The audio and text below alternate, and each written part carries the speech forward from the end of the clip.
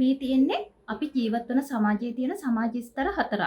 ඒකේ පහළම ලෙවල් එකේ ඉන්නේ අනිත් අයගේ ආධාර මත යැපෙන පුද්ගලයෝ. ඊට උඩ ලෙවල් එකේ ඉන්නවා පුව කියන අය. එයාලා කුලී වැඩක් හරි කරලා තමන්ගේ දවසේ වියදම හොයා ගන්නවා.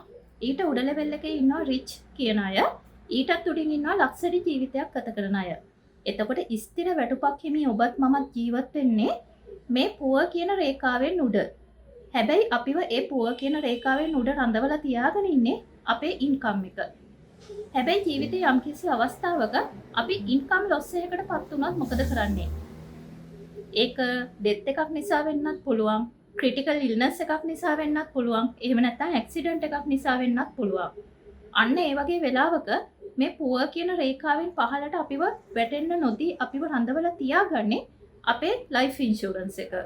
මොකද ලයිෆ් ඉන්ෂුරන්ස් එකක තියෙනවා ක්‍රිටිකල් ඉල්නස් කවර් එකක්, ඒ වගේම ඩෙත් බෙනිෆිට් එක, ඒ වගේම ඇක්සිඩන්ට් කවර් එකක්.